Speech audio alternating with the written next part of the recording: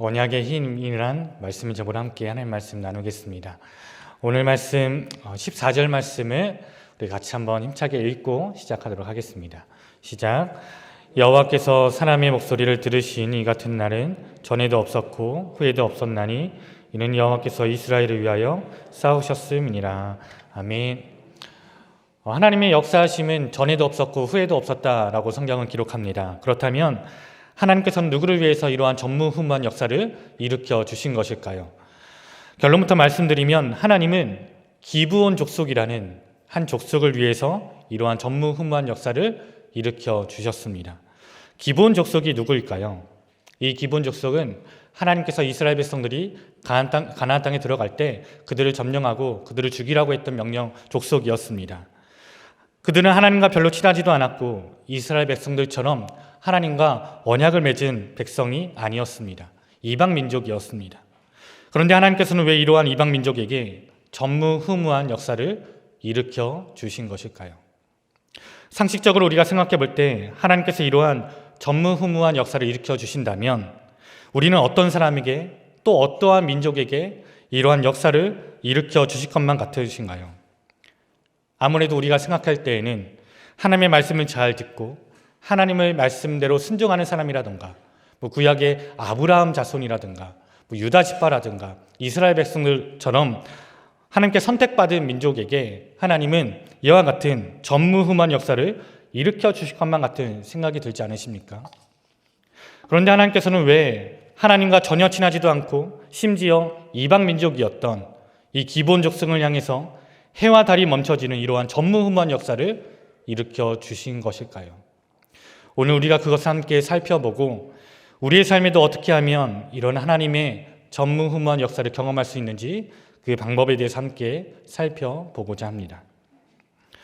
오늘 우리가 여호수아 10장을 읽었는데요. 이 10장을 잘 이해하기 위해서는 그 앞장인 여호수아 9장을 잘 이해할 필요가 있습니다. 이미 가나안 땅에 살고 있었던 기브온 족속은 여호수아 9장에 보면 어떤 한 소식을 듣게 됩니다. 그 소식이 어떤 소식이냐면 이스라엘 백성들이 가나안 땅에 들어왔는데 그들은 그 큰 여리고성도 점령하고 아이성도 점령하고 가나안 땅의 모든 땅들을 하나씩 점령해 가면서 무너뜨리고 있다는 소식을 이 기브온 족속들이 듣게 됩니다. 그래서 이 기브온 족속의 마음 가운데는 두려운 마음이 들었습니다. 이러다가 우리도 이스라엘 백성들에게 무너지는 거 아닌가? 이러다가 우리도 이스라엘 백성들에게 망하는 거 아닌가? 이스라엘 백성들이 죽는 거 아닌가? 이런 생각이 들어서 이 기브온 족속들의 이 족속의 지도자들이 어떤 생각을 하냐면 이스라엘 백성들과 조약을 맺기로 결정을 합니다. 무엇을 맺기로 결정했다고요? 조약을 맺기로 결정했다.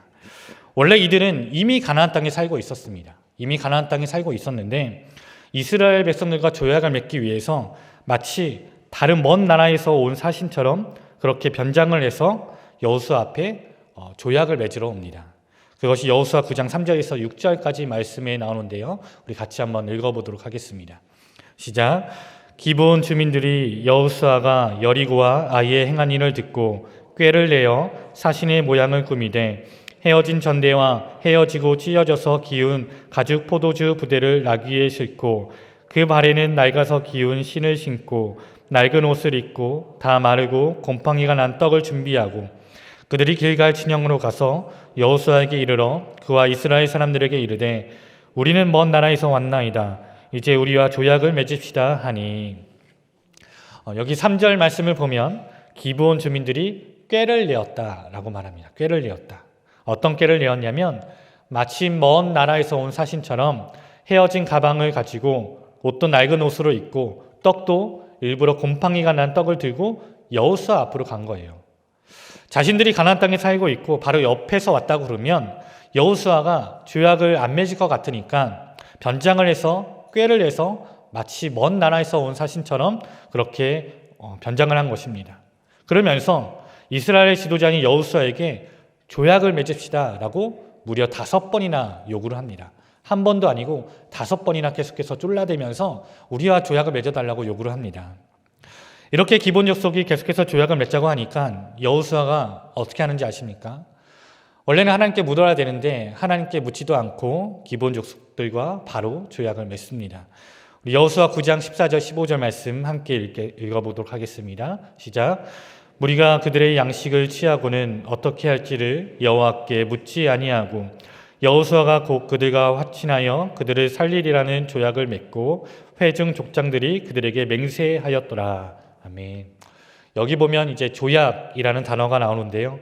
이 조약이란 단어는 언약이란 말과 똑같은 말입니다. 하나님과 이스라엘 백성들이 맺었던 이 언약이라는 히브리어 단어가 오늘 말씀에도 동일하게 쓰였습니다. 여러분, 그 당시에는 나라와 나라 사이에는 그리고 민족과 민족 사이에는 조약을 맺었습니다. 주로 평화 조약을 맺었습니다. 그 조약의 내용은 무엇이냐면 우리 서로 공격하지 말고 우리 둘 중에 어느 한 나라에게 공격을 당하면 우리 서로 목숨 걸고 싸워주자. 이것이 그 당시에 평상시의 조약의 내용이었습니다. 그래서 기브온 족속들은 자기들이 지금 살아야 되니까 이스라엘 민족에게 얼른 달려가서 우리 서로 조약을 맺읍시다 라고 여호수아에게 끈질기게 요구했던 것입니다. 결국은 여호수아가 이 기브온 족속과 조약을 맺게 되죠. 여기에 나오는 이 조약, 언약이라는 단어는 히브리어로 베리트라는 단어인데 이 말의 뜻은 뭐냐면 묶였다라는 뜻입니다. 한번 따라해볼까요? 묶였다. 이스라엘 백성들은 하나님과 언약을 맺은 백성이잖아요. 이스라엘 백성들은 하나님과 언약을 맺은 백성입니다. 그렇다면 이스라엘 백성들은 하나님과 어떻게 되었다는 뜻인가요? 하나님께 묶인 존재가 되었다는 것입니다. 하나님께 속한 존재가 되었다는 거예요. 그렇다면 여호수아 9장에서 이 기브온 족속이 이스라엘 백성과 조약을 맺었는데 그렇다면 이것 또한 무슨 뜻이 되는 것인가요? 이스라엘 민족과 기브온 족속이 서로 묶인 존재가 되었다. 한 공동체가 되었다라는 뜻이 됩니다. 여러분 한번 생각해 보시겠습니까? 하나님과 이스라엘 백성이 서로 언약을 맺었어요. 그리고 이스라엘 백성들은 기브온 족속과 서로 언약을 맺었습니다. 그렇다면 하나님과 기브온 족속은 자동으로 어떤 관계가 되는 것일까요? 서로 묶인 존재가 되는 것입니다. 하나님은 기브온 족속과 직접적으로 언약을 맺지는 않으셨지만 이스라엘 백성들로 인해서 하나님은 기브온 족속과 서로 한 공동체가 되었습니다. 하나님께 묶인 백성이 되었다는 거예요. 그래서 오늘 우리가 읽은 이 여호수아 10장은 한 번 맺은 이 언약이 얼마나 어마어마한 능력으로, 얼마나 어마어마한 힘으로, 또 얼마나 어마어마한 효력으로 역사해주고 있는가를 보여주고 있는 장입니다. 이제 이스라엘 백성들과 기브온 족속이 서로 언약을 맺었습니다. 그리고 그 이후 어느 날 가나안 땅에 살고 있던 아모리 족속의 5 왕들이 이 소식을 듣고 기브온 족속을 공격하러 왔습니다. 우리 10장 5절 말씀을 같이 한번 읽어보겠습니다. 시작. 아모리 족속의 5 왕들 곧 예루살렘 왕과 헤브론 왕과 야르분 왕과 라기스 왕과 에그론 왕이 함께 모여 자기들의 모든 군대를 거느리고 올라와 기브온에 대진하고 싸우니라. 아모리 족속의 5 왕들은 기브온 족속이 자신들을 배반했다는 소식을 듣고 이들을 공격하러 왔습니다. 이때 기브온 족속이 할 수 있는 건 뭐가 있었을까요? 5대1로 싸울 수가 있을까요? 그럴 수가 없었습니다. 자기들도 이 아모리 족속의 5 왕들과 싸워서 이길 수 없다는 것을 알고 있었습니다. 그래서 어떻게 하는지 아십니까? 언약을 맺은 여호수아에게 도움을 요청합니다. 제발 와서 우리 좀 도와주십시오. 우리가 죽게 생겼습니다. 이렇게 도움을 요청합니다. 우리 6절 말씀을 같이 한번 읽어보겠습니다. 시작. 기브온 사람들이 길갈 진영에 사람을 보내어 여호수아에게 전하되 당신의 종들 돕기를 더디게 하지 마시고 속히 우리에게 올라와 우리를 구하소서. 산지에 거주하는 아모리 사람의 왕들이 다 모여 우리를 치나이다 하며. 아모리 족속의 5 왕들이 기브온 족속을 쳐들어왔을 때 기브온 족속이 했던 행동이라고는 딱 하나밖에 없었습니다. 그것은 무엇이냐면 여호수아에게 연락을 해서 우리 좀 도와달라고, 우리 좀 구원해달라고 그렇게 요청한 것밖에 없었습니다. 그리고 나서 무엇을 하냐면 아무것도 하지 않습니다. 오히려 바빠진 쪽은 어디냐면 이스라엘 백성들 쪽입니다. 왜인가요? 이스라엘 백성들과 기브온 족속이 서로 무엇을 맺었기 때문인가요? 조약을 맺었기 때문에. 언약을 맺었기 때문인 것입니다. 이 언약 때문에 안 도와줄 수가 없었습니다. 여러분, 이게 바로 언약의 힘입니다. 그래서 이스라엘 백성들이 어떻게 하는지 아십니까? 군대를 이끌고 아모리 족속을 치러 올라갑니다. 우리 7절 말씀 같이 한번 읽어보겠습니다. 시작. 여호수아가 모든 군사와 용사와 더불어 길갈에서 올라가니라. 여기 보면 이제 여호수아가 이스라엘 군사들을 다 데리고 올라가는데 몇 명 데리고 갔다고 말하나요? 적게 데리고 갔다고 말하나요? 아닙니다. 모든 군사를 데리고 갔단 말이에요. 모든 군사. 총동원했다고 말합니다. 또 용사와 더불어 갔다고 말해요. 오늘날로 말하면 특수부대를 데리고 갔다는 말입니다. 그냥 언약 하나 맺었을 뿐인데 이 언약 하나 때문에 한 나라의 군대가 다 총동원되는 그러한 생명의 공동체가 되었다는 것입니다. 그런데 이 전쟁에 이스라엘 백성들뿐만 아니라 이스라엘 백성과 언약을 맺은 하나님까지도 이 전쟁에 동원되고 있음을 우리는 볼 수가 있습니다. 하나님은 그냥 가만히 계셨는데 여호수아가 이 기본 족속과 덜컥 맺었던 이 언약 하나 때문에 하나님은 이 기본 족속을 안 도와줄 수가 없었던 거예요.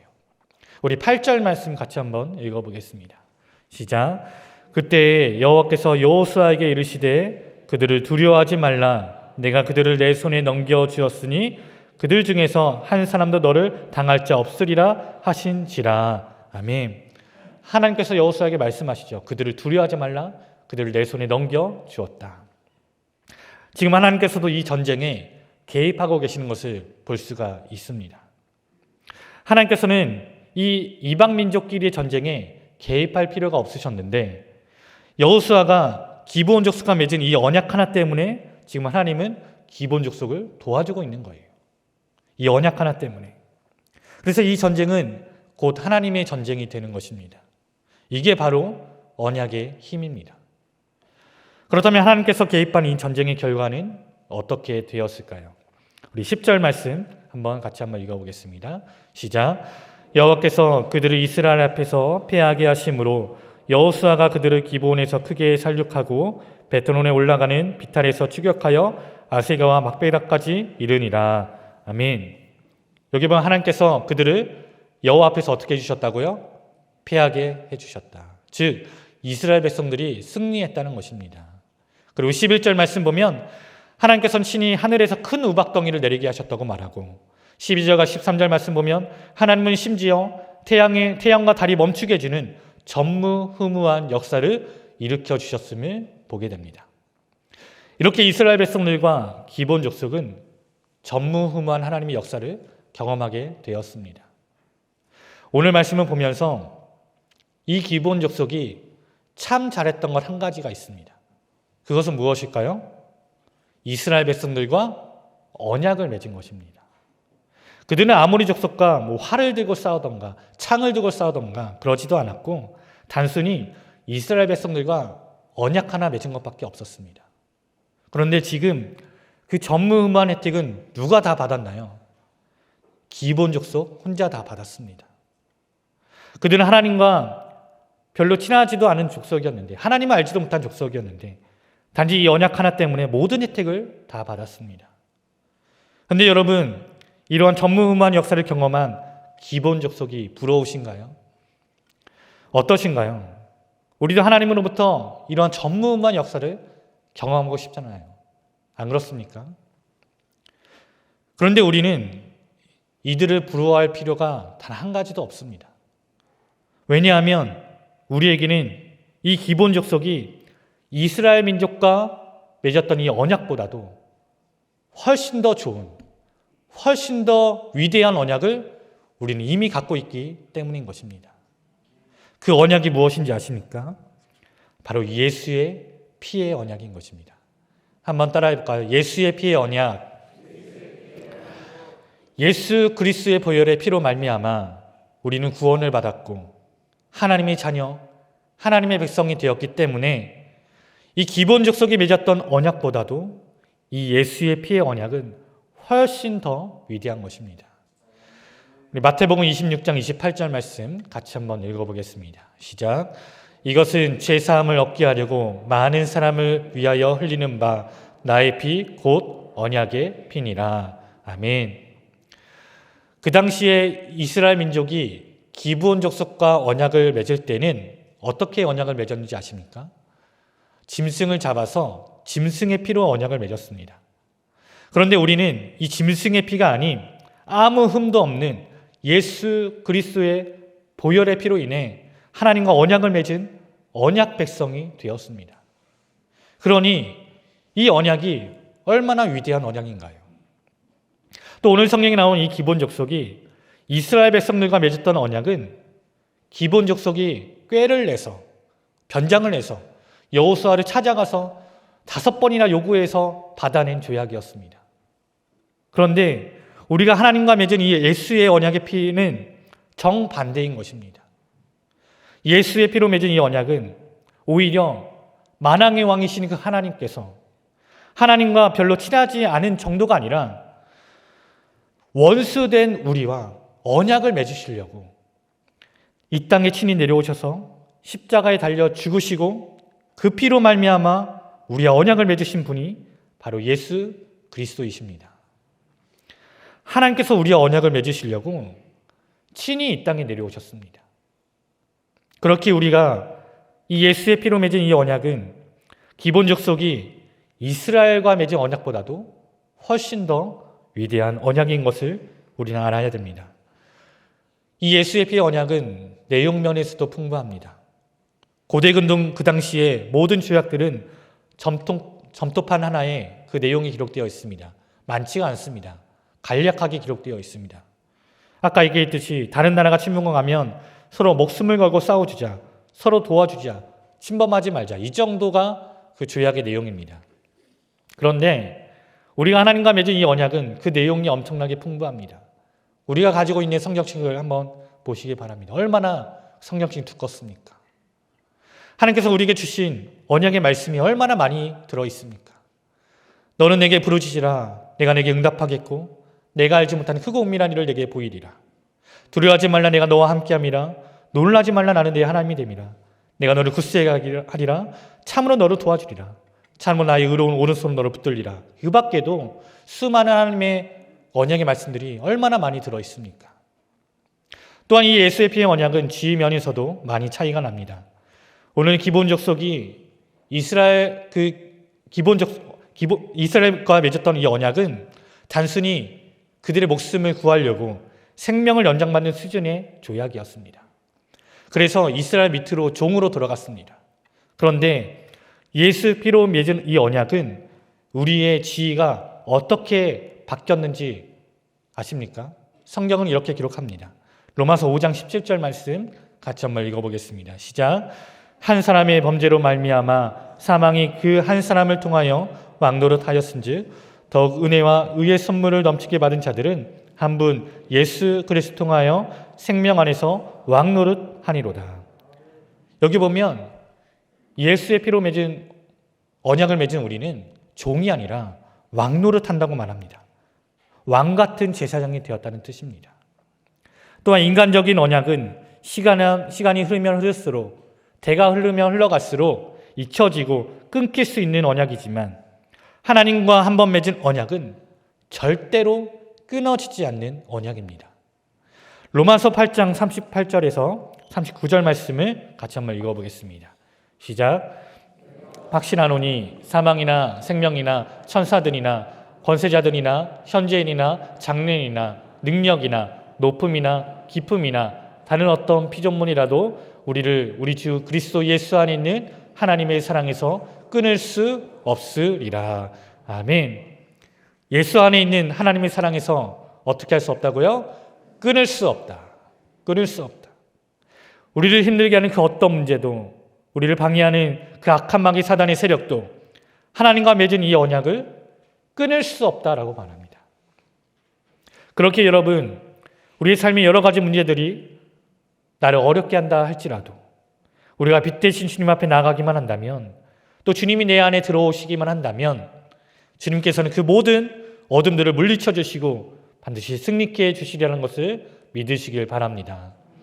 왜냐하면 주님이 우리와 언약을 맺으셨기 때문인 것입니다. 성경을 보면 사도 바울은 옥에 갇히기도 했고 죽을 위기를 여러 번 넘기기도 했습니다. 그럼에도 불구하고 이 사도 바울은 계속해서 어려운 환경 속에서 무엇을 하고 있는지 아십니까? 계속해서 하나님을 찬양하고 하나님께 기도합니다. 그리고 나는 그리스도 예수 안에서 표대를 향해 달려간다고 고백합니다. 다니엘도 자신이 죽는다는 것을 알면서도 예루살렘을 향해 하루에 3번씩 기도를 했습니다. 그들은 왜 이러한 어려운 환경 속에서도 하나님을 찬양하고 하나님께 계속해서 기도하고 있는 것일까요? 그것을 바로 이 언약의 힘, 언약의 능력을 그들은 알고 있었기 때문인 것입니다. 여러분, 이 언약의 힘을 알고 있는 사람은 이렇게 세상 가운데서 담대하게 됩니다. 이 세상 가운데서 주눅들지 않게 되는 것입니다. 언약 밖에 있는 사람은 이러한 혜택을 받지 못하지만 하나님의 언약 안에 들어온 모든 사람들은 하나님이 나의 하나님이 되시고 하나님이 나의 아버지가 되시기 때문에 우리는 그러한 주님의 놀라운 역사를 경험할 수가 있는 것이죠.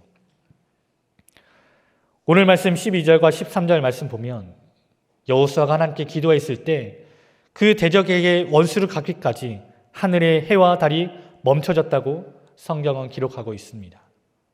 여러분, 어떻게 이런 일이 벌어질 수가 있었을까요? 여호수아가 어떻게 했길래 하나님은 이러한 역사를 그들에게 일으켜 주신 것일까요? 그것은 여호수아가 이 하나님의 언약을 날마다 붙들고 기억했기 때문이었습니다. 여호수아는 언제부터 이 하나님의 언약을 기억했을까요? 우리 출애굽기 17장 14절에서 16절까지 말씀 같이 한번 읽어보겠습니다. 시작. 여호와께서 모세에게 이르시되 이것을 책에 기록하여 기념하게 하고 여호수아의 귀에 외워 들리라. 내가 아말렉을 없이하여 천하에서 기억도 못하게 하리라. 모세가 제단을 쌓고 그 이름을 여호와 니시라 하고 이르되 여호와께서 맹세하시기를 여호와가 아말렉과 더불어 대대로 싸우리라 하셨다 하였더라. 아멘. 여기 보면 이제 예전에 여호수아가 출애굽 광야 시대 때 아말렉과의 전투에서 하나님의 도우심으로 크게 승리한 적이 있었습니다. 출애굽기 17장을 보면 이제 이스라엘 백성들과 이제 아말렉 족속의 전쟁 장면이 나오는데 그때 모세는 산 꼭대기에 올라서서 두 손을 들고 하나님께 기도하고 있었고 여호수아는 이스라엘 백성들과 직접 현장에 나가서 현장에서 전투하고 있었습니다. 그런데 모세가 손을 들고 기도하면 이스라엘 백성들이 이기고 모세가 손을 내리면 이스라엘 백성들이 지고 있는 것이었습니다. 그래서 어떻게 하는지 아십니까? 아론과 훌이 그 옆에서 모세의 양손을 잡아서 모세의 손이 끝까지 내려오지 않도록 붙잡아 주었습니다. 그래서 결국은 이스라엘 백성들이 승리하게 됩니다.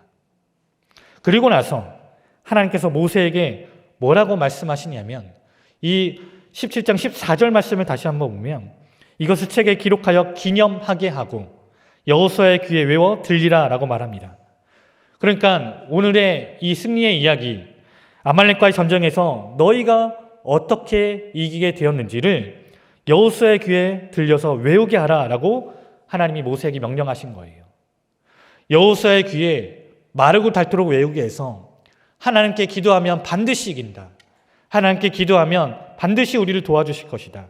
이 아말렉과의 전투를 너희는 꼭 기억해라 라는 이 언약의 말씀을 마르고 닳도록 여호수아의 귀에 외워 들리게 하라고 하나님 명령하셨습니다. 그래서 모세가 이때부터 여호수아의 귀에 따갑도록 들려주는 거예요. 하나님께 기도하면 반드시 이길 것이다. 하나님께 기도하면 하나님께서 반드시 도와주실 것이다. 그래서 여호수아의 마음 가운데는 항상 이 언약의 말씀을 기억할 수밖에 없었어요. 모세가 계속해서 들려줬기 때문에. 그러고 나서 이제 모세가 죽고 여호수아가 이스라엘 백성들의 지도자가 되었을 때 오늘 여호수아 10장에 이 아모리 족속과의 전쟁이 일어나게 된 것입니다. 그러고 나서 이 여호수아가 어떻게 하냐면 예전에 이 아말렉과의 전투에서 이 모세가 자신에게 들려주었던 이 언약의 말씀을 기억하면서 지금 하나님께 담대하게 선포하며 기도하고 있는 것입니다. 태양아, 너는 기브온 위에 머무르라. 달아 너도 야할론 골짜기에서 그리할지어다. 하나님께 기도하면 응답해 주시고 하나님께 기도하면 승리케 해주시고 하나님께 기도하면 하나님께서 우리를 도와주실 것이라는 이 언약의 말씀을 여호수아가 날마다 붙들고 기억했기 때문에 그는 하나님만 바라보며 이 시간에도 담대하게 기도할 수 있었던 것입니다. 이런 우리도 인생을 살다 보면 정말 내 힘으로 어떻게 할 수 없는 막막한 인생의 문제들을 만날 때가 있습니다. 그럴 때 우리는 어떻게 해야 될까요? 오늘 말씀이 나온 이 여호수아처럼 이 하나님의 언약의 말씀을 늘 붙들고 기억하고 하나님께 기도하면 나와 언약을 맺으신 그 주님이 반드시 나를 도와주신다는 그 믿음의 확신을 갖고 날마다 담대하게 나아가야 할 것입니다. 오늘 이스라엘 백성들은 아모리 족속의 다성왕과 싸웠는데 이것을 보면 우리의 인생에도 크게 5가지의 문제 때문에 우리가 많이 걱정을 하는 것 같습니다. 영적인 문제, 재정의 문제, 가정의 문제, 인간관계의 문제, 그리고 일의 문제.